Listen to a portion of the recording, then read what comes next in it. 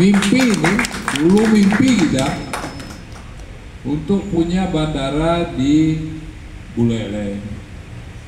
Karena sejak Tiang Dados Kapolda di Bali, Tiang sudah melihat apa yang akan terjadi di Bali ini jika seandainya pusat itu hanya ada di selatan. Pusat pariwisata, pusat pembangunan, pusat ekonomi, semua di selatan. Bukan karena saya orang Buleleng, bukan. Ini akan membawa masalah yang besar ke depan. Jadi Bali ini kan kita pulaunya kecil. Oleh karena itu harus ada penyeimbangan ini. Gimana menyeimbangkannya? Hanya dengan infrastruktur. Tahun 2009 kita membuat RT RWP yang baru. 2009. Segera setelah Tiang Dados Gubernur, sesuai amanat undang-undang kita membuat itu, dan di situ sudah kita cantumkan di salah satu pasalnya bahwa ada rencana membangun bandara di Bali Utara tahun 2009 sebagai itu wujud awal dari mimpi itu, dan terus bergulir. Mulai dilakukan studi, dulu ada ahli dari India juga hadir yang membangun bandara New Delhi, Calcutta, Bombay, Mumbai, itu perusahaan besar sekali dari India melakukan studi bersama ahli-ahli kita di mana cocoknya di Bali Utara itu. Akhirnya kesimpulannya hanya di wilayah Kubu Tabahan. Kalau di barat itu pasti tidak bisa, Buleleng Barat. Dulu rencananya karena kita punya lahan provinsi di situ 650 hektar, alangkah bagusnya kalau di situ, karena 650 hektar itu bisa menjadi penyertaan modal kita. Tapi apa? Secara teknologi penerbangan. Jadi yang pertama kalau bikin airport itu tanya dulu ahli penerbangan. Bukan tanya yang lain-lain, visible apa tidak. Ternyata di wilayah barat itu tidak bisa. Kenapa begitu? Arah angin tidak cocok,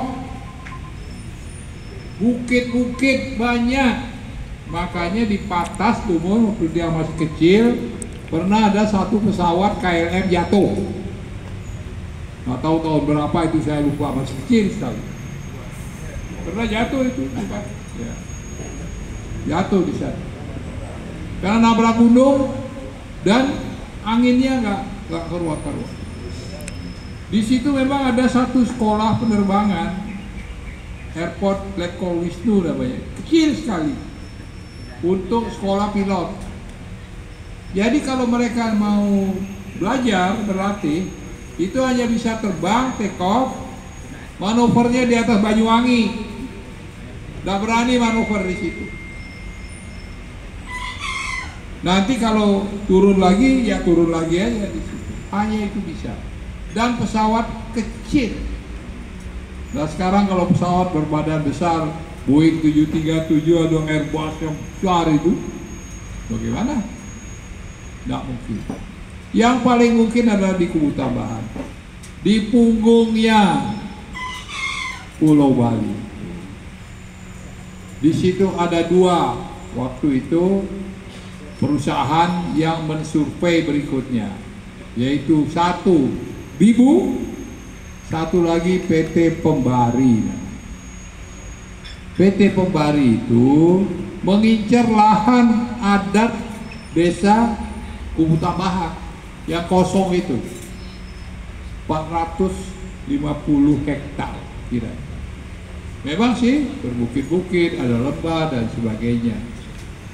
Tapi itu di tengah-tengah desa. Saya sudah bilang tidak mungkin di situ. Pura Penegil Dharma itu bisa digusur itu. Tidak mungkin. Dan itu adalah tanah adat. Ya kita tahu Nanti ya kalau enteng ini adabnya nih. Kalau goyang-goyang susah itu. Gimana airport ada di situ? Dan itu secara peraturan membangun airport tidak boleh dipakai. Nah ini kita juga harus pelajari dulu peraturannya, pelajari dulu teknologinya, baru kita bicara yang lain.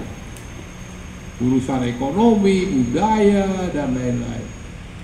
Jadi ini setelah satu lagi PT Bibu. Sejak awal mereka sudah melihat karena mereka mempekerjakan ahli-ahli penerbangan dari kinesis dari Kanada. Mereka sudah melakukan studi itu. Yang paling layak adalah di laut.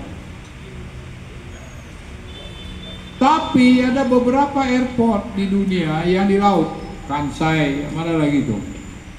Di atas laut. Gagal. Saya bilang sama mereka itu contohnya gagal itu. Gimana itu? Nah, mereka mengatakan kepada dia bagaimana secara teknologi mereka sudah punya teknologi mengatasi masalah itu. Karena ini di atas laut kan, jangan sampai landas saja goyang-goyang kan sesuai gelombang. Apa yang akan terjadi? Nah, mereka sudah punya teknologi dan dijelaskan rinci. Dia kan nggak mau terima begitu saja. Itu soal teknis. Berikutnya lagi, duitnya dari mana? Waktu itu Duta Besar Kanada sudah ketemu ya. Bank Exim Kanada sudah ketemu. Siap untuk membiayai itu dengan prinsip KPBU. Kerjasama pemerintah dan badan usaha. Jadi tetap menyertakan pemerintah kita, tidak boleh kita lepas ini. Jangan sampai 100% kita kasih swasta, tidak bisa. Karena airport itu adalah infrastruktur strategis, menyangkut pertahanan, keamanan, dan sebagainya. Tidak bisa 100% bisnis, tidak bisa. Ada aspek-aspek strategis lain yang harus kita pertimbangkan. Tuh. Dan waktu itu, tapi karena kelamaan prosesnya, campur aduk urusan politik, berlarut-larut, larilah dia. Gak sanggup dia berlama-lama. Saya dengar sudah ada lagi. Terpaksa kita harus mencari lagi partner baru.